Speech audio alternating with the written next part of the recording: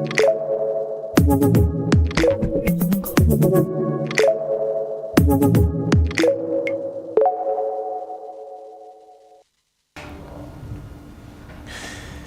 evening, ladies and gentlemen. Welcome in African News Time, the only and one show where you can find yourself, the one and only show where young generation can explain themselves without any doubt. And in this studio, we are with a young generation in the audience. And we are with Mr. Kageruka Wilson, the founder of Tarama Rwanda, is our guest, but the audience also is already here. Ladies and gentlemen, welcome in our show, and let me introduce my guests. How are you, bro? I'm good. Are you okay? Yeah, sure. Wilson Kageruka. And we have also our audience. Can you please clap for you guys? Come on. Thank you for coming. It is a pleasure to have you this evening. And we're gonna have a funny moment. So feel comfortable and be you guys. All right? Good. So, Wilson, the first question I have to ask my guests is, I always ask my guests, it is their first feeling. How do you feel to be in front of this young generation, in front of us, and especially live on Isango Star TV? Your first time on Isango Star TV? Yes, definitely. I think it's my first time. My first time on Isango. So how do you feel? What is your impression? Well, I feel excited and proud that I managed to come here. So, you know, like when I was a kid, I always wanted to appear on different television and other media. Yeah. So I couldn't know what will take me there, but it's always nice to see what little achievement person can do and where it can take them. Yeah. So yeah, I'm excited, looking forward to have this conversation going on, and yeah, I'm also thankful for your invitation. Thank you so much. All right, thank you so much. And this evening we're gonna talk about how African youth builds an impactful career from their passions. So we're gonna talk about passion. You see, me, let me give you an example. I have never dreamed to be journalist. Yes. You see, but I become by passion. So, and finally we have someone who is here because of the passion. So you're gonna tell us your secrets and which kind of motivation brought you here. So to be the founder of Tarama Rwanda. Tarama Rwanda is something better, and you can see many young people are there. So first of all, my first question, but because we are starting already the show, and feel free that I said it already. So let's start with the first round. Let me call it the first rubric. And my first question is, can you tell us about your childhood and how your passion first started to emerge?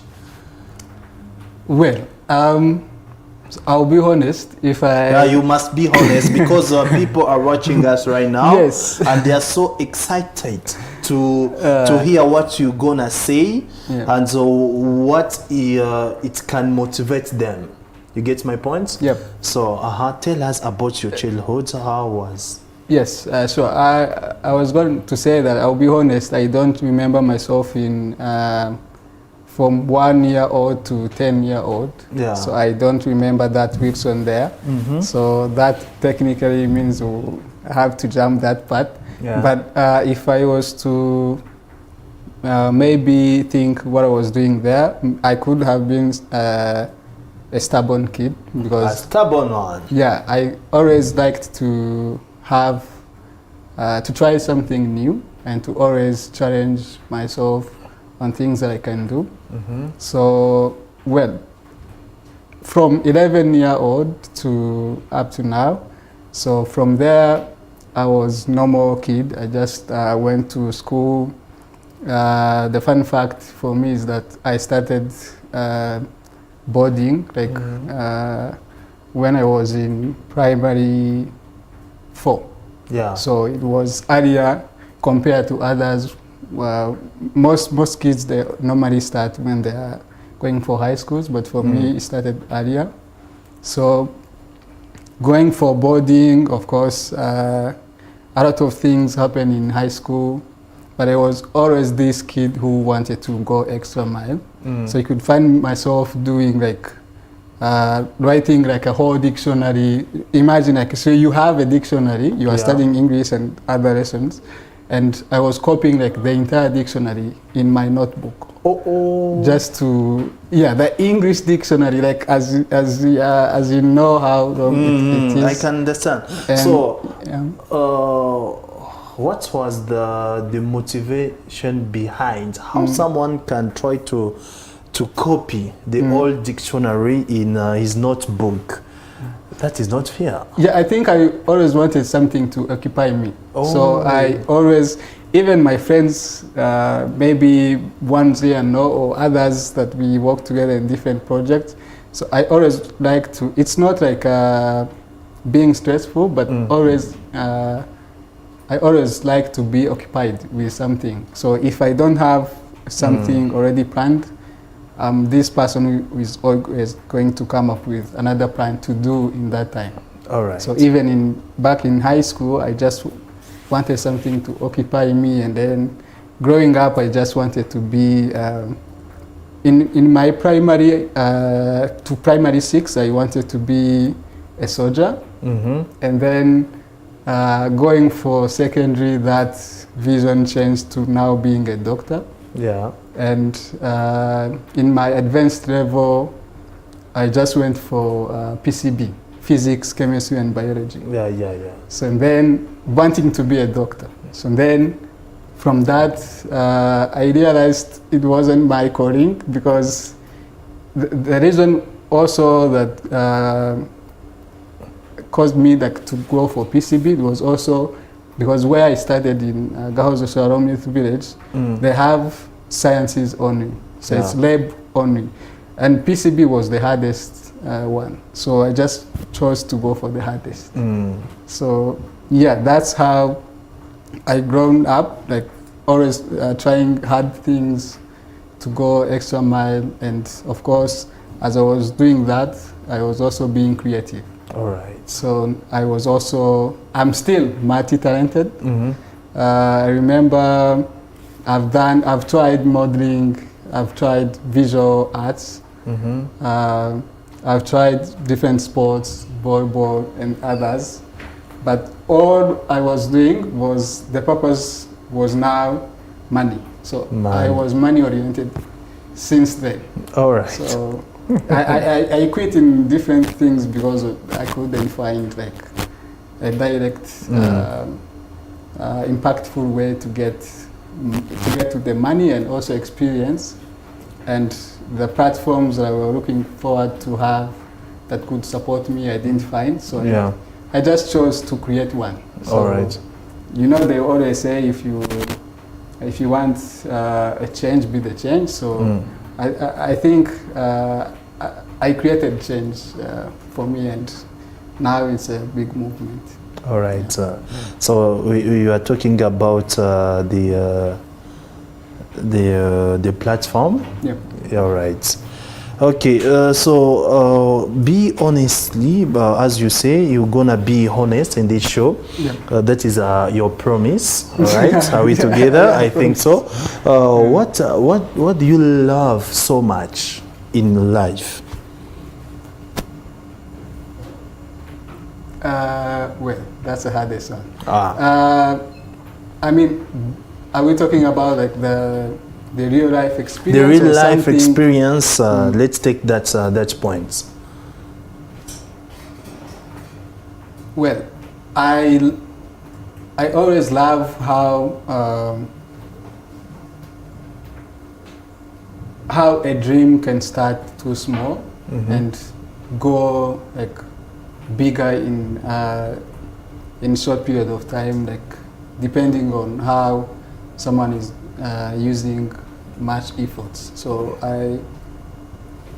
I like to dream, and I always like and love the dreamers, and I always also like to be connected to them. So I think if I ask that, I will choose to go for how something starts from too small, like as a vision, and then how to be a product on the market. Yeah. All right, thank you. So another question, was there a particular moment or person who inspired you to follow your passion? There is a one person, or there is something similar?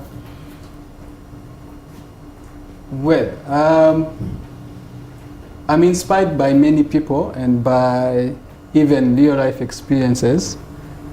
But if I don't think I have,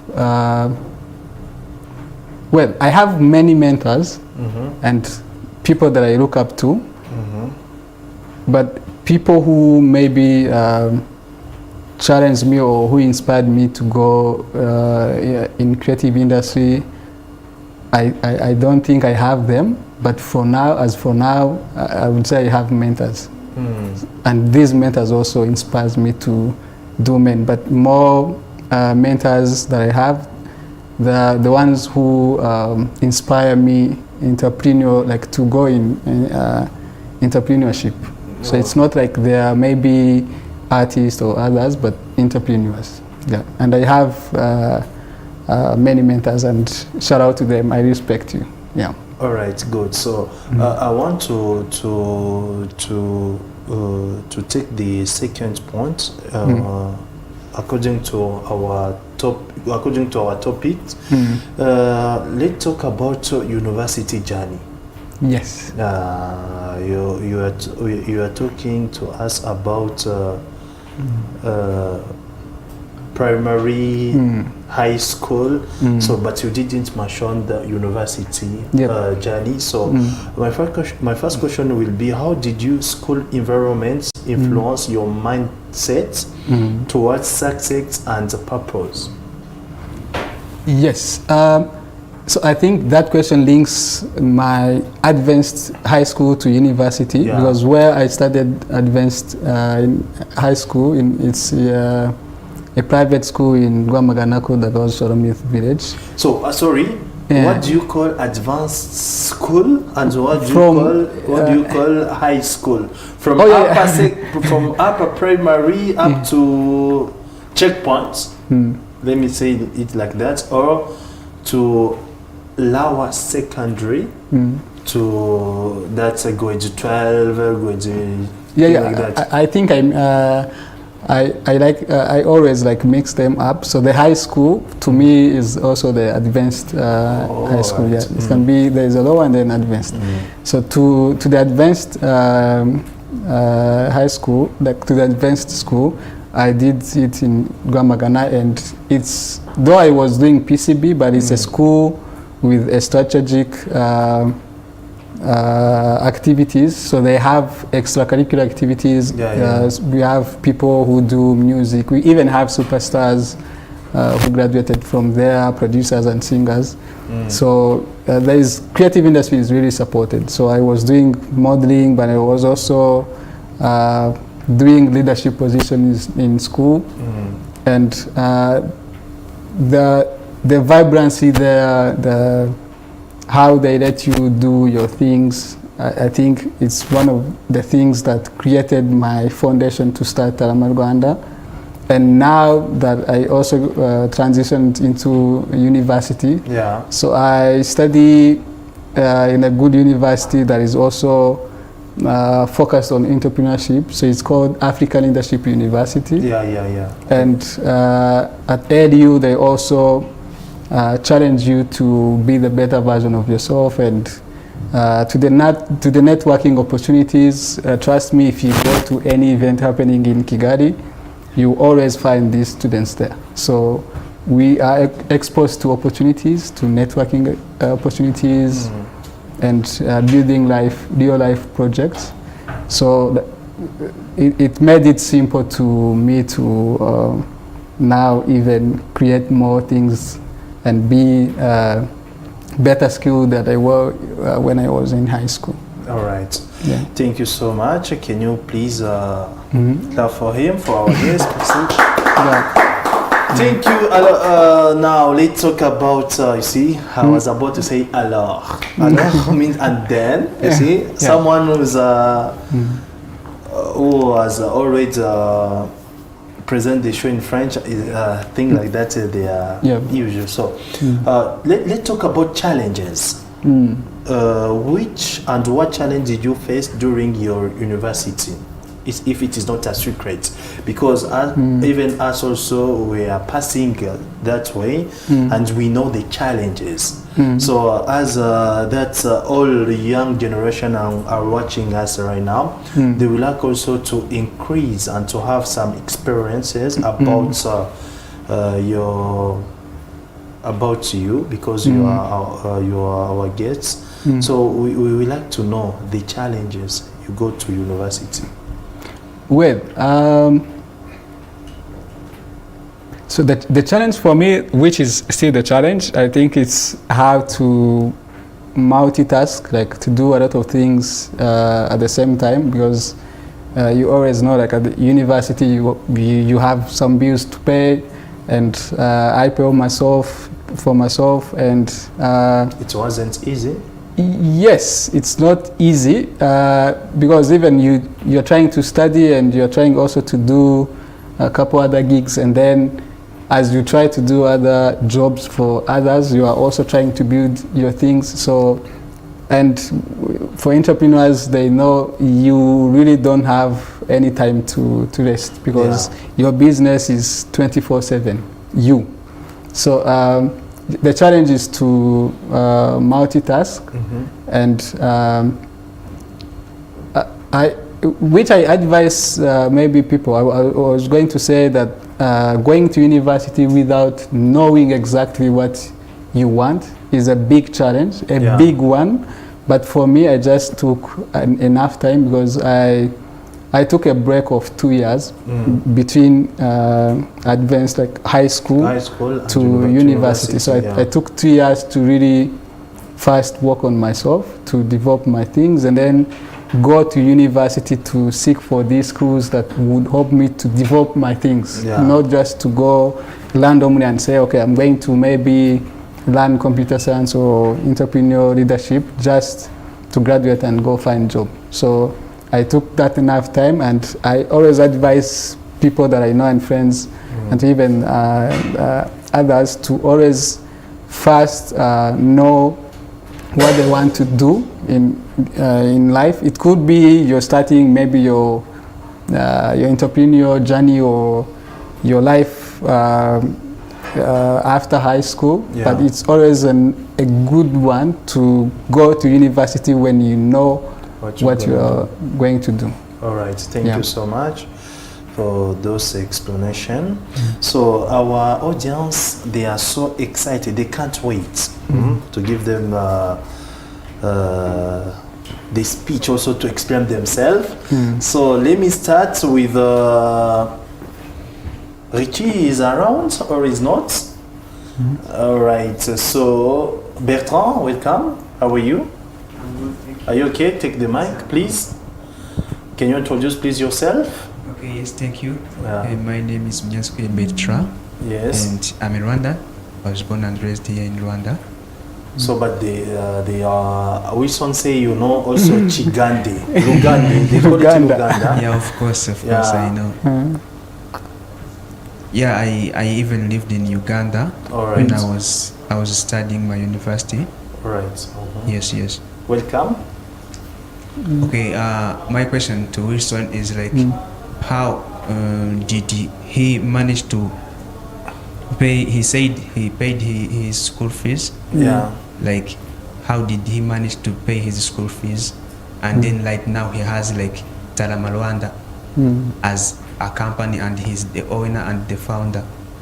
Mm. And The right owner now, and the founder Yeah, at yeah, the same yeah. time. yeah, Okay. true. And he has already found that company when he has already started to struggle like Yep. in earlier ages. Like, but right now he has it. So which password did he use to get that? That password, very important. All right. Yeah. Wilson?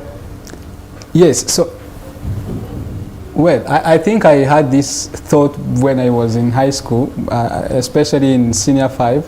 So, I looked at and seeing that it was going to be hard for me to find a job, because always employers need to look at your CV, man. So they just want to ask, okay, what have you done in previous ways?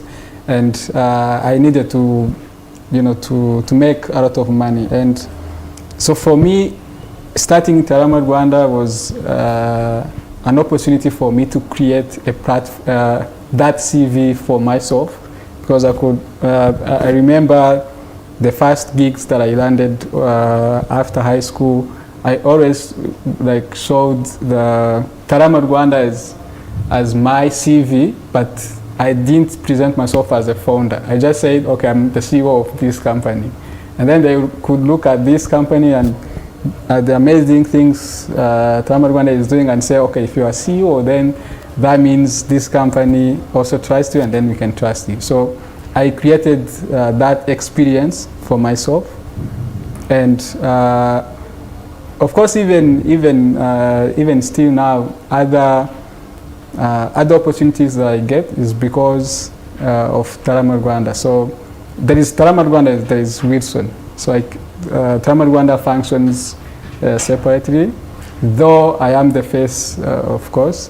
But many opportunities that I got was due to Tarama Rwanda. So starting Tarama Rwanda was a good back point for me and experience to present to other employees. And of course, through landing those paid gigs, that's how I got to now pay my school, especially university. And remember, I said I just took 2 years of gap before joining university, because where I study, I'm now almost done with second year. So I have 1 year to go. So where I studied, bills are high. They know. So yeah, I needed to take enough time to really build on that, because for me, if I say I want this thing, trust me, I don't compromise standards or quality. So if I say I just want to study in first university that I think would give me skills that I need, then that's what I'm going for. So if it's say, okay, I'm going to be the managing director of that company, then I'm going for that. Yeah. All right. Thank you so much, Sir Wilson. I think my brother Bertrand is more satisfied. Yeah. True. Yes. All yeah. right. So, is there Gabriel? Pass him the mic. I know you, bro. How are you, man? I'm fine, thank you. Are you okay? Yes, I'm Welcome. And you can ask your question to our guest, please. Thank you all. My name is Zel Gabriel. On social media, it's Gabiz. So for me, All I'm right. into... You have also your social media. Yeah. Like Miss Jig Blue. Go ahead, bro. So I'm into content creation, lifestyle, model. I'm also an electrician. All of that. Yeah. So I'm an you are behind? electrician. I think he's behind. I think he's in community. Yeah, he's in Tarama Rwanda community. Yeah. So I want to know that Tarama community. Yeah, I'm also an electrician, even a business person. So my question... that CV is very big. Yeah, you just have to create fun. Yeah, just trying to make it there. So my question was like, what's that one mistake you think African youth people do when when they are trying to follow their passion? That one mistake Yes. they do. Yeah. Whoa, wow, Now, a good one. question. Yes. Well, I'll be straight on that. I think we are trying to copy European style and European projects to now implement it in Africa. So, which I don't find really a good approach to do, because if you look at Africa, like the problems that we are having as a continent, or even in Rwanda, they are completely different to what this person in UK or USA is facing. And if we try to copy now, just because someone is doing this business in USA and you think Africa is also going to fall for that, I think that is a big risk to take. So we are not trying to create solution for our people, for our communities. Everyone hear me well, I'm not against of that, but everyone is now already thinking of doing bigger things that are international, but without really starting from that community where he or she grown up. So if maybe in this community in rural area, their main concern is always how to get money to access food so that they can make it tomorrow. And now you are trying to now come up with these schools that or projects that you can now introduce, maybe like a theater in that area or something more fancy. Then you're not going to get the clients or beneficiaries for your projects, because your project is not matching the needs for the people. So we are trying to, many of us are trying to do like both, like they are just going for big ideas, but without necessarily incorporating African needs to what we need, which I think is it's something that we need to go back and look at, because if you even compare to if you look at even like creative industries, let's maybe focus on that, because that's where I mean, if you look at the creative industry in Rwanda and the market we have, and if you try to compare it to Nigeria or to maybe someone in Paris, so you are forgetting the history. Like, like our country is too young. 30 years, like 31 years now, if you count from after genocide in 1994. So we cannot be on the same level to the other countries that have already started that things are way back. So, and the solution and the way we approach things must also be different, because we are a developing country, and the economy and everything is now is now developing. So we should be able to understand the level that we are on and the needs, and then to start to satisfy those needs, and then maybe go extra once we have the basic foundation. Yeah. All right, thank you. My brother, is there a Gab? Gabriel. Yeah. Is okay with you. All right. So let's give the mic to Issa Mugema. Assalamu alaikum. Wa alaikum salam wa rahmatullahi wa barakatuh. Naam, Sheikh. You can ask your question, please. Yeah, thank you so very much. My name is Issa the Great. Issa the Great? Yeah. All right. I'm CEO and founder of Stay Sober Rwanda. You are CEO also. Me too, I'm a CEO. Yeah. But I'm trying, to make it out outside here. Yeah. Good. And trying to help, my fellow youth who are struggling with drug stuffs, Yeah. Yeah. Good idea, bro. Yeah. Next time you're gonna be here, don't worry. And thank you so very go much. ahead, man. Thank you, I appreciate. And my question is, outside here, youth like face the challenge of timing, and because these days time runs so fast. So during this time running so fast, like youth face challenge of of timing and realizing what you really want to be in your life or your career. So during that challenge, like I would like to ask you, like, what did you use to make it up outside here on your very young age? Because you told us that at first you wanted to be a soldier, and you switched the idea to being a doctor, and you also switched, like being a visual artist, and again you decided to first finish up your university. All of those stuff, all of those steps takes time, and the more you take longer time, dealing with all that, at one point you waste your time, because like for example, you thought you're gonna be a soldier, and like you planned it, you took your time planning it, but you didn't do it. That took time. And again, trying to be a doctor, you thought of it, you told us you went to school for, is it CBC? I don't PCB, yeah. And you went for PCB and you studied it, but you're not doing PCB stuff right now, okay? You're in entertainment and the stuff. Now, like, how did you manage to do all of those stuffs within time, and you be successful on your young age? Because you're not that very old person, if I'm not mistaken, but you're not that very old person. You're still young.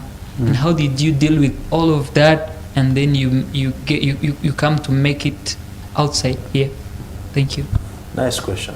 I like that one. Yes, but these questions though. Okay. Now, first, for me, I don't regret anything regarding like what I was doing in that time, because everything taught me different lessons. So when I had that vision of being a soldier, I always I was envisioning now how maybe a general could be, like what does it take to be a general. Now I could understand you need to be organized, you need to be straight, you need to be focus. Focus and all of that. So now shifting to now be like a doctor, I was also because for the doctor I wanted to be this person who specializes in doing operations, like heart operation. So now, also being able to achieve that, I also knew that it would cost me a lot in terms of to focus and always go extra mile in what I was studying. So if you go to anywhere I studied, I was performing well, like on top in class, because I wanted just to put myself in this condition that I could be this person that I wanted to be. So that really pressured me to do much in that time. And I was also trying new things. As my brother said, Gabriel, like he's doing different things. I was also doing different things. And the important skill that I had is to multitasking, like doing a couple of things at the same time. So I would say I learned different lessons from each stage of life that I passed through. And why not? I'm also I'm entrepreneur now, like focused on creative industry, but it may be even tomorrow. Maybe you are planning something else. Maybe tomorrow, like who knows? But the thing is, what I have learned so far that is really important is to own the moment, to live in the moment. Because if you, for now, I'm just living my moment, and I know what now, like ethos that I used to be here. And to me, if you say that you think I'm successful, I don't find it that bad, because for me, that's not where I want to be. The target is still there. So I could even say like I'm now at least at 5% to Real what I want to 5%? achieve. Yes, Seriously? 5%, and What's your 100% gonna and- look like? and my 100%, I just want to achieve it in less than 10 years. So you could really understand that I'm under pressure, and every day, every night, I'm just grinding and doing hard things and exploring different things, building up my connections, making sure that I'm doing what I'm supposed to do, and putting more focus on what I'm doing. So I don't regret anything that I didn't waste any time for me, but any experience that I passed through was a lesson for me to even inspire me, but And also grow. even inspire others. Yeah. Thank you so much. Please, come on down. You guys, you are not even, you have to motivate our guests, please. Yeah, So, for real. ladies first, but today, ladies, normally ladies should be the first, but today you are before the last. Get the point? No problem. Yeah. All right, let's talk about Taramaranda leadership and impact. And allow me to introduce Sangwa Pia. Welcome. Thank you very much. Yeah. My name is Sangwa Pia, as he said. So I work in the marketing industry. I'm not quite sure I heard what Taramaranda is really for. So I really wanted you to explain more about it, because I don't really know like your vision, like what do you do?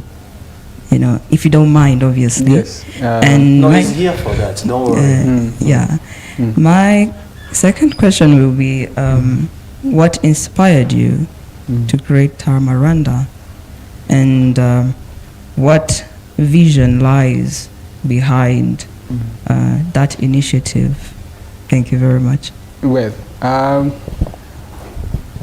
so it's, I think explaining Taramaranda is, I think someone needs to understand the roots of it and how it started. So Taramaranda is, for now, it's a company that that is specializing in doing events management, digital marketing, and we are now going to introduce another service where we'll be doing booking, like acting as agents for artists. So we are creating a mobile app where you can just go, and if you maybe you want to use this particular artist either in Rwanda or even in East Africa, you can just go on the platform and then book them. So it's a freelancing platform that we are building that is focused on African context. Yeah. So well, Taramaranda started in 2021. I think it was slightly before COVID-19. And then we officially started and registered in RDB in 2022, November 2022. And the vision kept on changing, because the vision I had before was to have bigger entrepreneurs, big artists to come in schools and mentor youngsters that are doing what they like in passion, especially in music, dance, fashion, everything that is under culture and creative industry. Yeah. And I was a beneficiary of the program because I was also in the high school, so I was inviting these people to come and inspire others, but also inspire me, because I was also same time profiting. And so, but after I graduated, I got an opportunity to have a good friend of mine and a good mentor. So he's a former Israel ambassador to Rwanda, who really supported me to transition from high school to now out. So now I took that vision, now spread it to different schools. So we now have partnership with 75 schools that have total number of 45,000 students. So you can understand the outreach. But after 1 year, I realized we were doing more of organization. So Time Rwanda was doing more of, was acting like organization. So it wasn't like getting benefits from what we are doing. It was also like, it was just like to do impactful projects, upskilling the students, and then that was it. So I realized it wasn't going to last for long because I couldn't get like the lasting funding that could do that for many years. So now I got, and me and my team, we got different ideas on how we could do that, because as we were taking artists to other different spaces, schools in Kigali, in different provinces, we had also other people now wanting to use the same artist, like maybe to invite them for their events. So the events, yeah. So now you can see like we were acting like agents. So okay, now we said, okay, you know what we could do? We can make some percentages. We can say, okay, now we'll help you to get this person on the amount, on this list amount, and then we get some percentage. So that became a business-wise idea. And then we are also doing a lot of events, and due to we had leaders. Our community like is more of entrepreneurs, leaders, youth. So we have 13 now. We are almost like, we only miss like 20 people to cross 13,000. So from that community, the people could see events that we are doing and then say, okay, how about if you help us to organize our next event? And then we say, wow, so we are charging, of course. So then now we went for events, and then we could say, okay, but we are organizing events, but we also have this artist who can help you to bring in, and then say, okay, good. So now we are doing two business, and then we could say, okay, so we are organizing an event, and then we see you need lighting, you need this coverage team that could do photos and videos, and then you also need an MC, you also need so and so. So, and then we realized we had different talents in our community.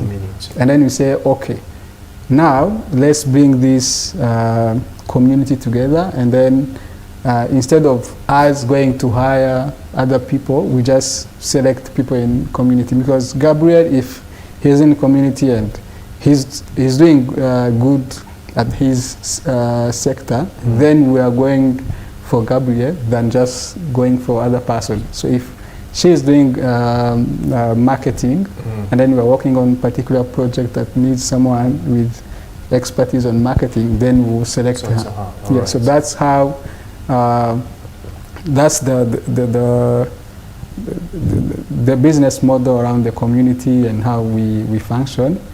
But all of these business ideas went from just being an impactful, but then from building a business. So yeah, so for now we do events management, digital marketing, but the community-wise part, we do a lot of projects, but for our projects are quite different. So you will not hear us a lot in media, because you know, I'm not talking about Isango Star, but but some media, especially nowadays, that everyone, you don't know really like who is a real journalist and who is doing like their content. True, yeah, and for us, we strict on things. So our projects are only oriented for impact, and we bring in this community. Still, we bring in like our community members to help each other. So we bring in the high experience to come and train young talents. And then we are also trying to work on resources that if we did a sample recently in August, and many of our audience here attended. So we did a sample where we just did what we called creative hangout. So where if you are in film, you are acting, or you're a videographer, you would come meet the people and get trained, and then also get resource to create a film. Yeah. So yeah, that's the kind of approach that we are going for, and that's what Time Rwanda is for. And we are even thinking of expanding it to 3-month to a year courses and all of that. So yeah, I think that's how I can explain Tarama Rwanda. So we have 2 parts, one for business side and then another one for community size. Satisfied, madam? Yeah, thank you. Thank But you so I don't much. think you answered all of my questions, though. Yeah.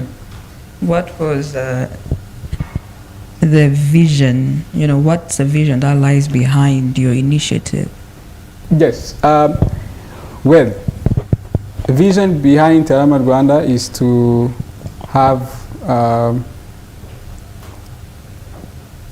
to equip African creatives with needed resources on the market and to give them that competence for them to compete on international market and to even start their businesses. So I envision having Tarama Rwanda in next 3 to 5 years as an incubation center where you just go if you are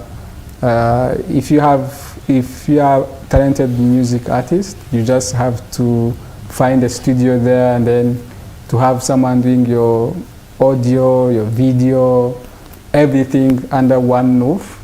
And I just want it to be easily affordable and accessible. So To everyone. yes, to everyone, because all of our projects that we do, we don't charge. All Trust me, be my guest to any events. We even organize many events and we do cocktails. People come and consume beers and drinks and no one pays. So for me, that's the vision, to have resources that where now African creatives won't have any excuse of not doing what they love. All right. Yeah. Thank you so much, Mr. Wilson, the founder of Tarama Rwanda. I appreciate for really. Yeah, thank All you right, so much. let's take our brother also for the question because the time also is going up. So I'll if try you to can do be it as quick as fast, possible yeah, and right. very specific.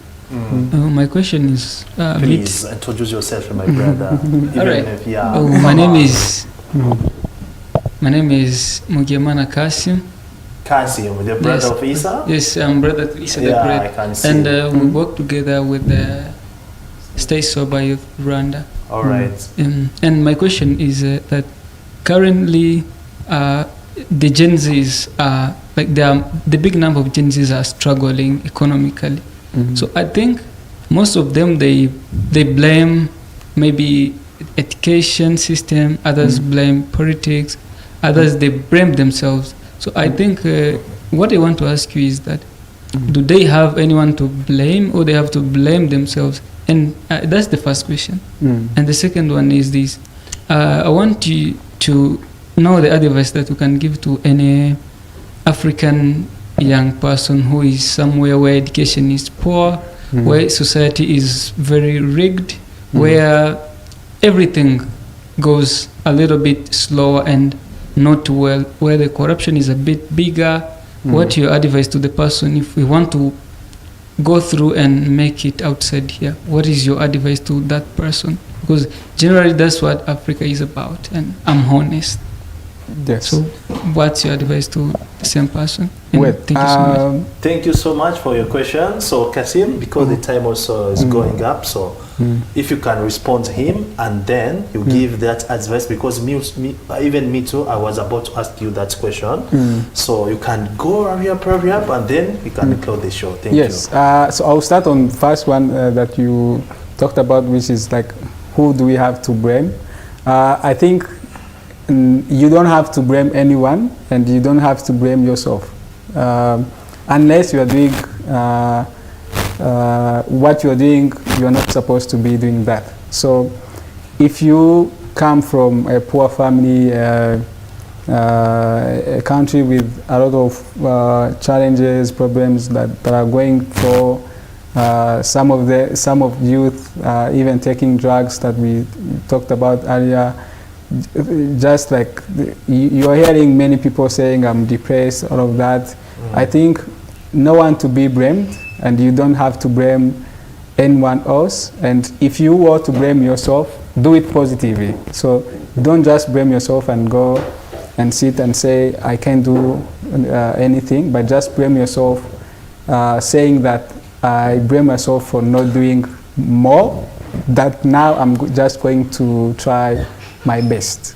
So, and then for the, I think for the advice, I'll advise to everyone to go extra mile and to think of having a uniqueness.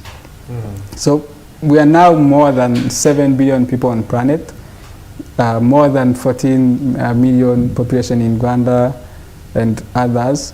But to stand out of that entire population, you just have to have your personal uniqueness and think and act. So don't just wait for perfection. I am not a fan of perfectionist for myself. I just need to have consistency, start things, get it done, do a lot of mistakes, learn from it, and you achieve more than just this person who is waiting for many years just to do, okay, I will do this once I finish university or high school. You just need to start where you are and then build things, learn, do a lot of mistakes. That's how people get. But for the people in countries with such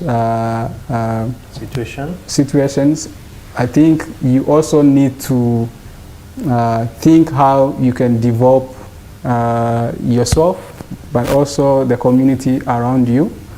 And then if you don't see that this location is not, or this country is not supporting your goals, then if you have another way to move and do, and go to start another life, then go for it. Yeah. Thank you so much. Thank you. Yeah, thank you. Thank you so much, Mr. Wilson, for those explanation. I think our audience, they are so satisfied for your words, the way you are so smart. The argument was so powerfully. Thank you so much, and hope it's not the last time. We'll see you very soon. Yeah, Yes? definitely. All right. Yeah. So thank you guys for coming, and thank you for participating to our show. I hope I will see you next time again. All right. So thank you, ladies and gentlemen. My English, my goodness. I'm so proud of my guests and my audience. And what I can say, next program, it will be next Thursday at 7:15 up to 20:15. So I can wish you just a good night. See you soon.